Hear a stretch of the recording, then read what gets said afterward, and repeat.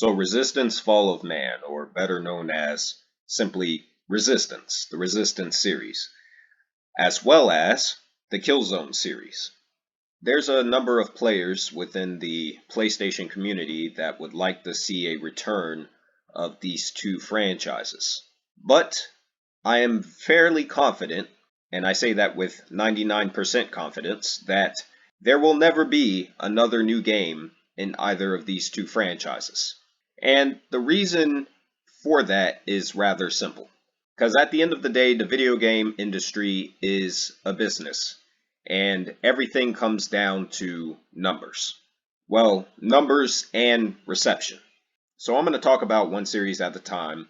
So let's start with the Resistance series.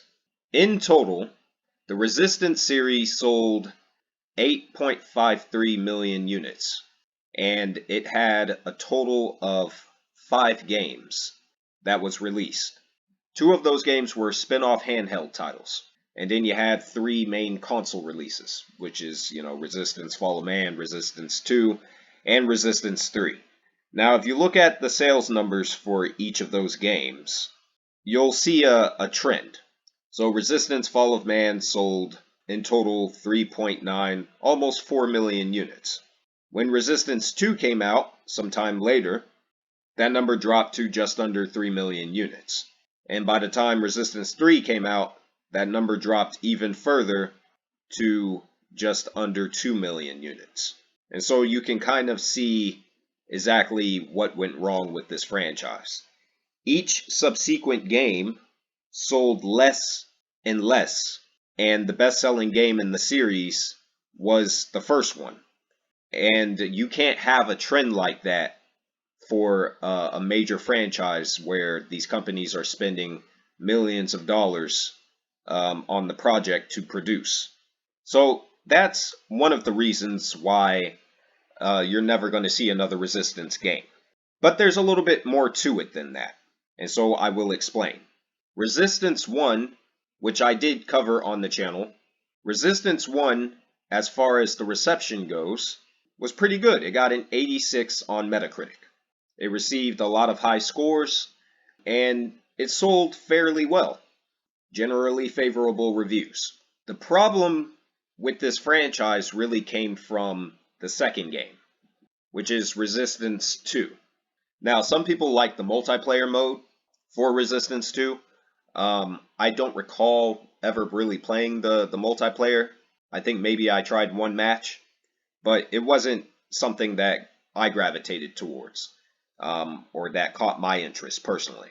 But what I can say is that, judging just from the campaign alone, I think the campaign for Resistance 2 ultimately is responsible for killing the entire series.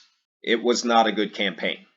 Insomniac made some creative decisions that they really shouldn't have made. And so, what do I mean?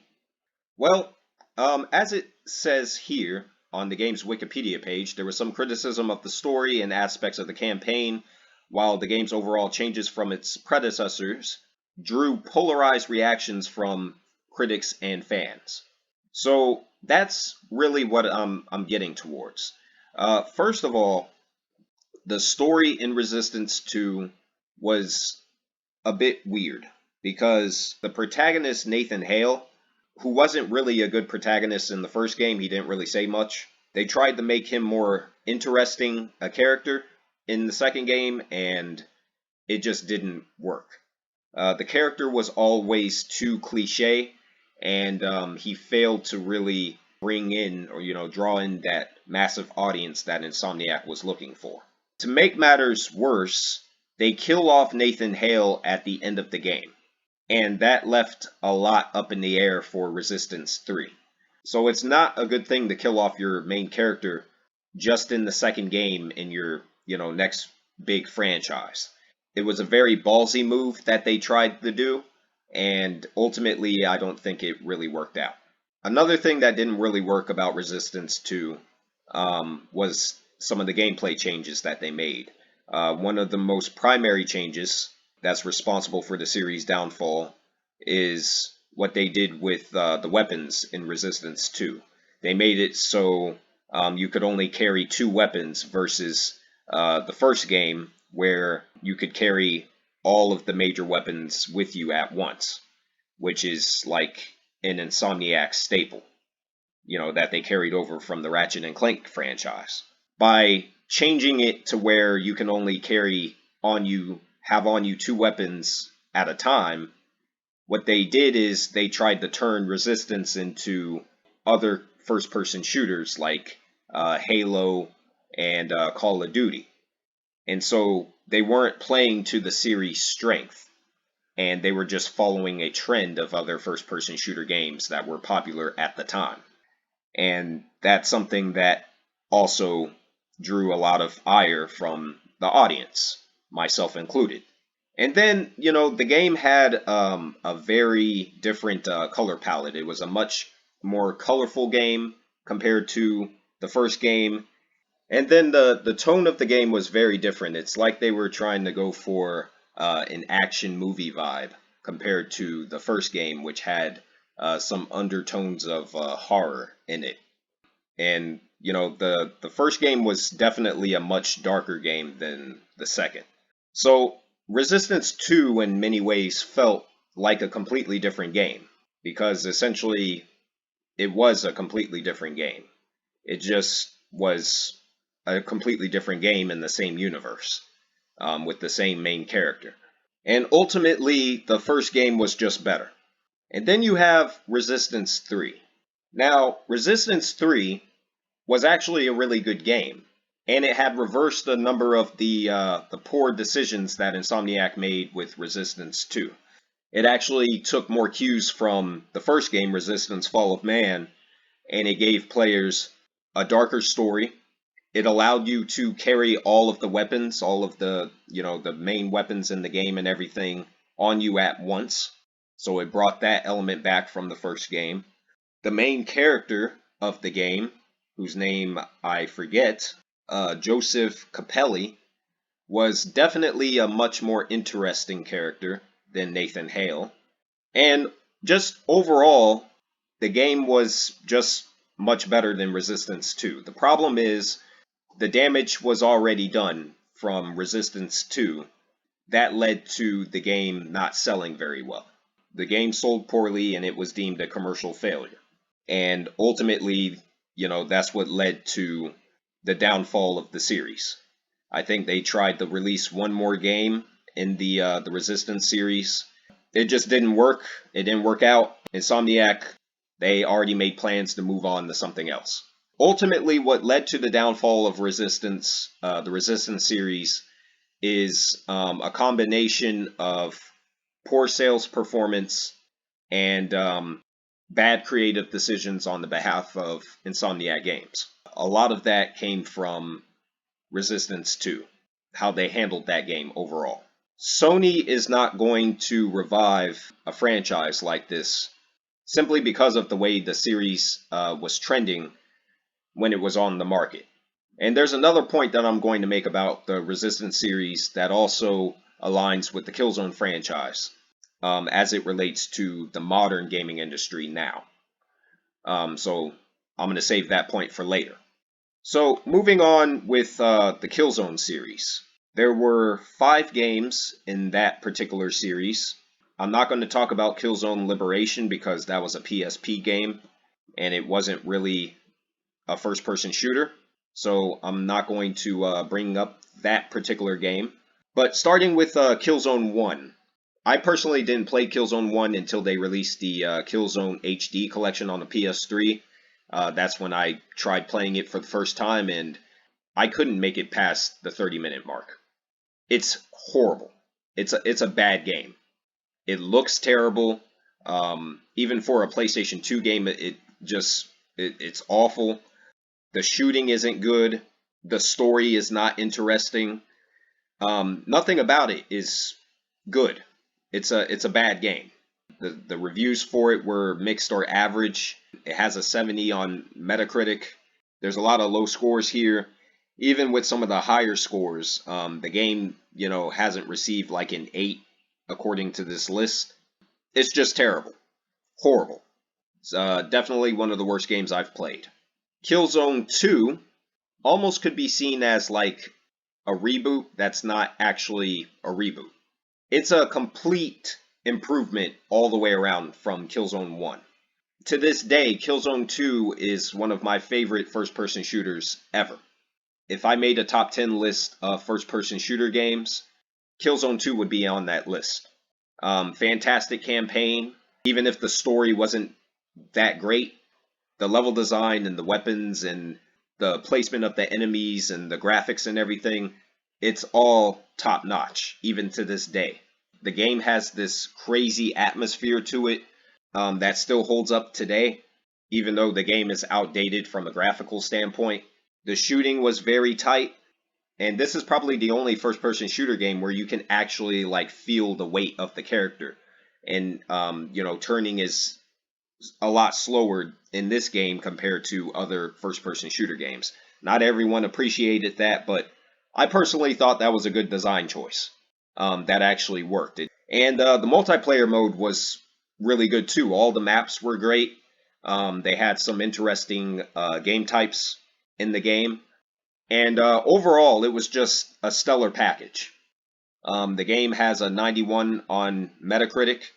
Really high scores just across the board, with very few exceptions, like Edge magazine right there. So the game has this universal acclaim. Fantastic game. Then we have Killzone 3. I've only ever played Killzone 3 once. I don't remember too much about it. I do remember that I liked it, but I wasn't in love with it.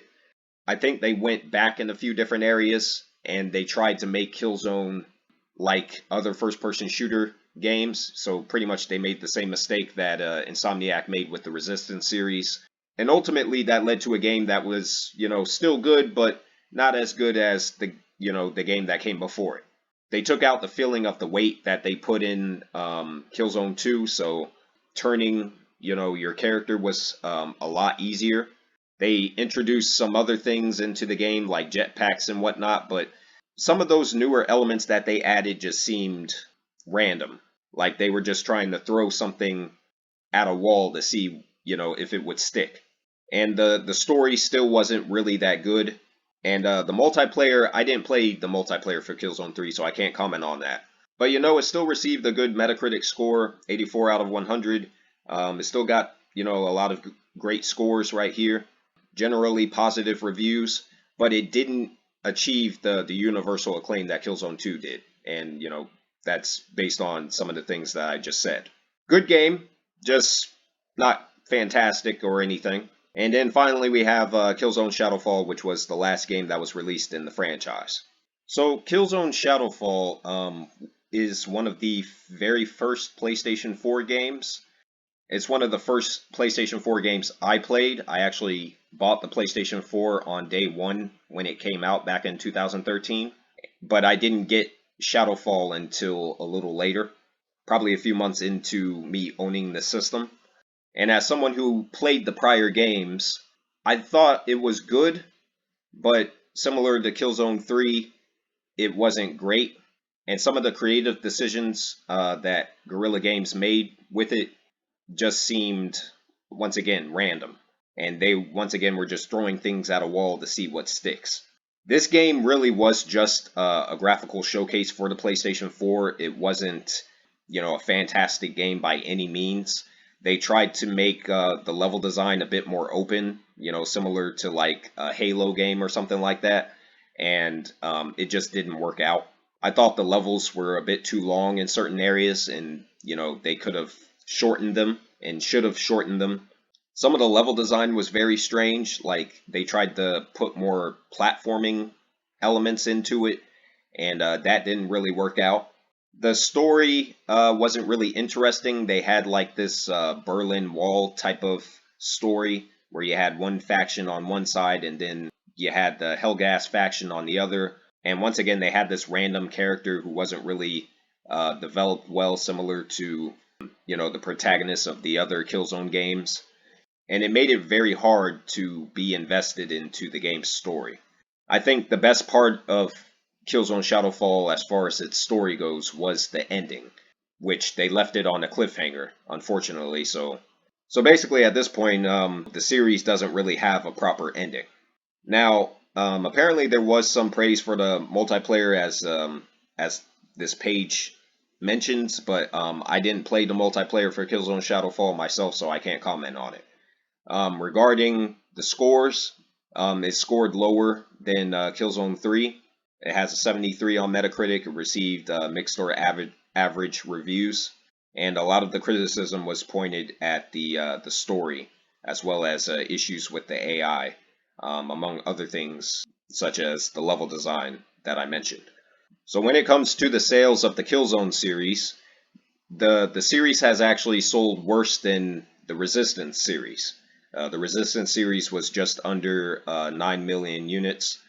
Killzone has only sold a little over 5. There is a figure here that's missing for Killzone 3. But according to this fandom wiki, the game sold at least 2 million units, so just under 3. So it sold slightly higher than Killzone 2, if that number is to be believed, if it's accurate, which it likely is. And Killzone Shadowfall sold just over 2, so it sold worse than Killzone 3. Overall, the sales of the series aren't very good, and clearly this series didn't have a huge following to begin with. And so, if you were to bring these franchises back today, if Sony were to revive either Resistance or Killzone, they would have to likely reboot both, and even then, they would be taking a huge risk. If you look at the video games that are popular now, most of the popular games that are out on the market now are RPG games. Some of them are open world, others are a variation of an open world game, or they're linear. First person shooter games really aren't popular in the mainstream like that anymore. And a big reason for that is because of this franchise right here. Call of Duty has dominated and continues to dominate the gaming landscape each and every single year. Activision continues to release a new Call of Duty game every single year because people buy them in mass numbers, and consistently Call of Duty outsells everything on the market. Last year was a very rare exception with Hogwarts Legacy, which actually outsold Call of Duty, and that game became the best-selling game of 2023 last year. But once again, that's a very, very rare exception, and you're not really going to see something like that consistently. But other major first-person shooter franchises, such as Halo, for example, is nowhere near as popular as it used to be. And you can tell that because of the sales numbers. You know, the best-selling game in the Halo franchise is Halo 3 at over 14 million units sold. And if you look at some of the more recent entries like Halo 5 Guardians, that game only sold 5 million units. And I don't know what the sales figures are for Halo Infinite, but I'd imagine they're not very high. There's not too many, massive popular mainstream first-person shooter franchises that exist now. One of the few would be Overwatch. The first game was Game of the Year, I believe. It won Game of the Year. It received universal acclaim, and it sold 50 million units, if I recall. It's actually on the list of some of the best-selling video games of all time. So here it is, Overwatch by Blizzard Entertainment. It's up there with The Witcher 3 on some of the best-selling video games ever. The second game, however, Overwatch 2, the reception dropped. Even though it got generally favorable reviews from critics, people despised the hell out of Overwatch 2. I'm not really sure why, because I don't play the series. I'd imagine it has something to do with microtransactions. This has one of the lowest ratings for any game on Steam that has the mainstream, name ID that Overwatch 2 has, or, the Overwatch series in general. So people really don't like this game for whatever reason. You have other first-person shooter games like Titanfall 2, which is a more modern, a more recent first-person shooter game. Fantastic game. Great multiplayer. One of the best, single-player campaigns for an FPS game ever. But once again, unfortunately, due to certain circumstances, such as when the game was actually released and the type of games that it was competing against at the time, Titanfall 2 underperformed. It was placed between the release of Battlefield 1 and Call of Duty Infinite Warfare, and as a result, the game pretty much crashed and burned when it came to sales. And it's made worse at the fact that Respawn pretty much abandoned the game on PC. The multiplayer doesn't work properly, and it hasn't worked properly for years on PC. And so really, all you really have in the modern market when it comes to first-person shooter games is Call of Duty. So if Sony tries to revive Resistance or Killzone, they're going to be competing against whatever, that particular year's Call of Duty game will be. And there is no way that Resistance or Killzone has a chance in hell of standing up against a Call of Duty release. Based on, former trends of how well the previous games have sold on the market in years past. Therefore, from a business perspective, it would be foolish, and I say that as an understatement. It would be asinine for Sony to spend the budget to make another Resistance game or another Killzone game. It wouldn't make any sense at all. And if you look at where Insomniac Games is now, this is the important point. If you look at where Insomniac Games is right now, Insomniac Games is busy with the Spider-Man franchise, which already, just with 3 games under the series belt, that particular series has sold 50 million units, and all 3 games thus far have sold over 10 million units. They have the IP to one of the most popular fictional characters of all time. And then they're also coming out with the Wolverine game and the X-Men series that's coming up. And those games are easily going to sell 10 million. It's Marvel. These are characters that are known on an international level. It would make no sense for them to go back to the Resistance games at all. And then if you look at Guerrilla Games and what they're doing, the Horizon series has sold, within just 2 games, 32.70 million copies.